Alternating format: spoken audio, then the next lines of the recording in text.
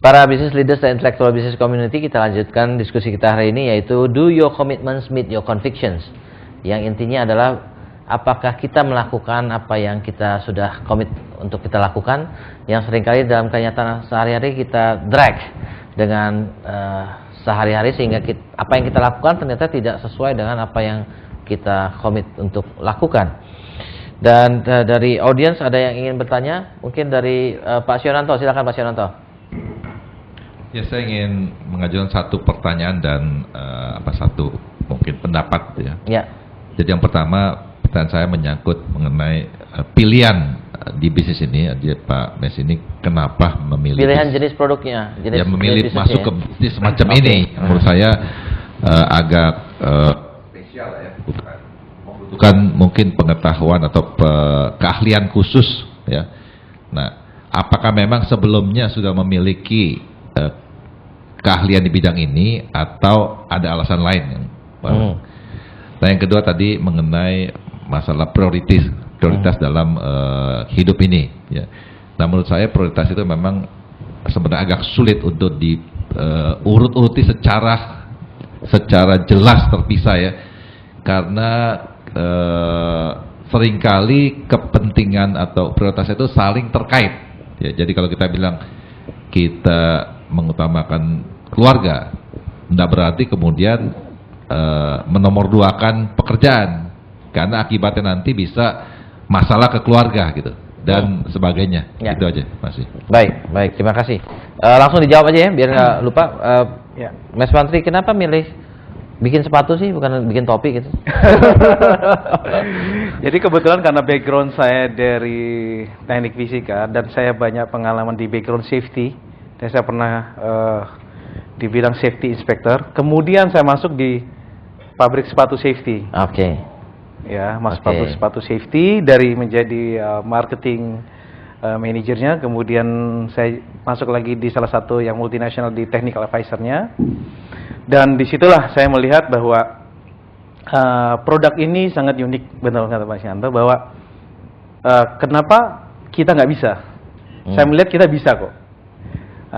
Itulah yang membuat saya sepatu ini untuk di perusahaan tambang dan oil and gas adalah utama dan wajib digunakan. Dan ini adalah, saya bilang, ini peluang bisnis yang bagus untuk safety. Jadi because of previous experience ya? Ya, ada previous experience, juga you belajar skillnya di sana, belajar marketnya, sehingga Anda bisa melihat lebih jeli, oh di sini ada peluang gitu ya? Betul. Oke, good question. Pertanyaan dari Pak Sionanto yang kedua tentang prioritas itu sulit diurutkan, benar, karena satu berkaitan dengan yang lain ya. Pekerjaan itu adalah untuk menghasilkan uang untuk keluarga gitu kan. Tetapi juga harus kita ingat, seringkali pekerjaan kita juga adalah bagian yang lain adalah sebenarnya untuk diri kita sendiri, untuk karir dan seterusnya. Jadi waktu kita membuat prioritas itu, kita juga harus lebih spesifik untuk keluarga. Maksudnya untuk keluarga apa? Supaya keluarga saya kaya raya misalnya. Ya udah, nggak apa-apa. Itu berarti diukurnya berapa banyak Anda memberikan uang kepada keluarga Anda. Itu juga diukur, jadi ya energinya. Kita sendiri yang mengevaluasi selama minggu terakhir ini berapa banyak waktu yang kita spend untuk keluarga. Apakah pada waktu saya spend tersebut saya sedang energinya lagi berkobar-kobar, lagi energinya bagus, atau sedang lagi capek-capeknya. Nah, dari sana kita bisa melihat sendiri, mengevaluasi sendiri apakah kita melakukan apa yang kita ingin lakukan sebagai prioritas gitu. Kenyataannya apakah kita melakukan apa yang kita inginkan. Jadi gitu Pak Sionanto, itu teori yang memang kita harus lebih spesifik lagi menyatakan untuk keluarga itu apanya dari keluarga yang ingin kita bela gitu ya. Tapi memang walaupun udah spesifik, masih tetap aja satu nyangkut sama yang lain, tetapi nyangkutnya kurang lah dibandingkan kalau tidak spesifik gitu Pak. Oke, mungkin berikutnya saya ingin juga tanya pendapat dari Pak Alex. Pak Alex ini juga seorang entrepreneur yang luar biasa ya. Bahwa beliau itu juga kalau kita lihat pengalaman hidupnya luar biasa. Pak Alex, dari pengalaman Anda waktu jadi entrepreneur, orang seringkali waktu jadi entrepreneur pikir dia punya waktu akan lebih banyak gitu ya. Tapi seringkali juga kenyataannya begitu jadi entrepreneur ternyata 24 jam. Kalau kerja sama perusahaan cuma jam 9 sampai jam 5 beres gitu kan. Jadi entrepreneur ternyata nggak ada jam kerjanya gitu kan. Semua jam kerja adalah semua jam adalah jam kerja. Nah, kenyataannya dengan Anda jadi entrepreneur ini Anda bisa lebih memenuhi komitmen Anda kepada keluarga, kepada hal-hal yang Anda inginkan, atau menjadi justru lebih jauh dari komitmen Anda, Pak? Ini bukan pertanyaan, karena saya juga entrepreneur. Jadi saya Justru saya merasakan pengen bertanya, entrepreneur Bapak. itu nggak ada rumus apa-apa itu. Nggak ada yang bilang harus begini, harus begini, nggak ada. Kalau orang tanya saya, kenapa sih kamu terjadi begini? Saya bilang, saya start by doing. And what is necessary, what is possible.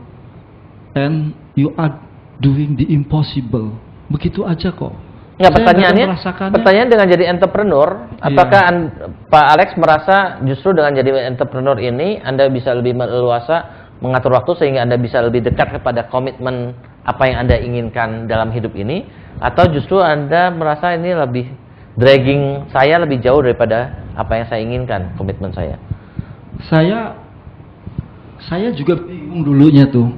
Terus terang aja jadi entrepreneur gitu. Karena dulu juga saya kerja sama orang, dengan berhenti ya saya cari jalan sendiri.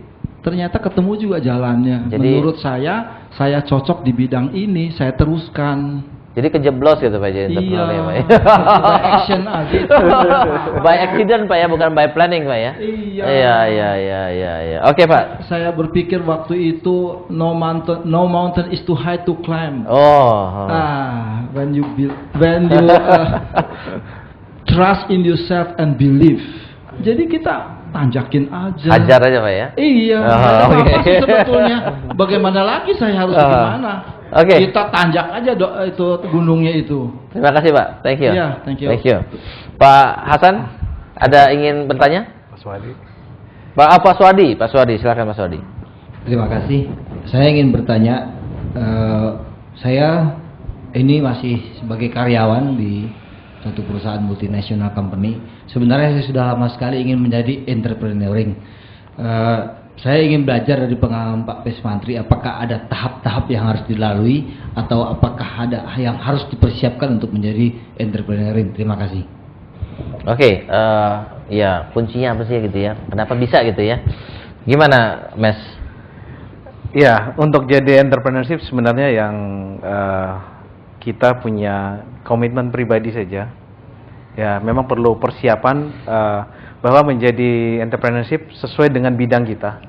Karena kebanyakan orang saya lihat beberapa sebelum saya jadi entrepreneurship, saya melalui beberapa usaha ikut-ikutan, ternyata gagal. Kalau kita tidak punya background dan kita tidak menguasai itu produk atau bisnisnya, itu kita begitu ada masalah kita akan mundur. Tapi kalau kita memang sudah menguasai itu bidang dan kita menyukai bidang tersebut, ada badai apapun kita akan lewat. Jadi kita intinya harus menguasai kita punya produk. Satu adalah ada punya komitmen, keinginan ya, keberanian ya. Kemudian yang kedua adalah kemampuan technical backgroundnya kali ya. Karena ada juga yang pendapat bahwa bisnis itu semuanya sama, pada dasarnya semua bisnis itu sama, jadi mau bisnis apapun juga kita bisa gitu kan. Tetapi kenyataannya waktu kita mulai dari satu usaha itu, waktu kita mulai dari bawah merintis itu, kenyataannya banyak sekali technical, hal-hal teknis yang harus kita handle sendiri sebagai orang yang merintis usaha tersebut. Kalau kita udah jadi bos mungkin kita udah nggak perlu lagi hal-hal yang teknis lah. Yang penting bagaimana mengelola marketingnya dan segala macam. Tapi waktu kita mulai usaha sebagai entrepreneur, seringkali kita jadi direkturnya, jadi office boy-nya, juga production manajernya, dan segala macam semua yang harus kita mainkan. Jadi itu adalah satu requirements Pak ya. Kita juga harus sangat menguasai bidangnya, technical background-nya ya. Dan mungkin salah satu hal yang susah diungkapkan adalah keberanian ya. Seringkali keberanian semua udah punya ya, ada komitmen, ada kemampuan teknis, tapi nggak berani loncat gitu ya. Tetapi memang kadang lingkungan ikut mendukung. Kadang kita udah kepengen, pas ribut sama atasan, kita udah empet banget, udah kita berhenti aja. Pas berhenti kita baru bisa mulai. Tapi kalau sama atasan baik-baik, semua baik-baik, mungkin kita juga jadi maju mundur untuk mulai. Ya, kadang kita perlu juga satu faktor eksternal. Ya. Saya punya pengalaman juga waktu saya lagi ke air terjun ya di puncak sama anak saya. Kita menelusuri sungai sampai satu titik di mana itu air terjun, nggak ada jalan mundur selain loncat ke bawah. cuma jaraknya cuma 6 meter. Anak saya bilang loncat langsung jeder ke bawah. Ayo papa loncat katanya. Saya mau loncat nggak berani. Akhirnya, tapi saya pengen loncat, saya harus loncat, nggak punya pilihan lain. Akhirnya saya bilang sama teman saya, dorong saya dong. Akhirnya saya maju, didorong sama dia, saya baru loncat.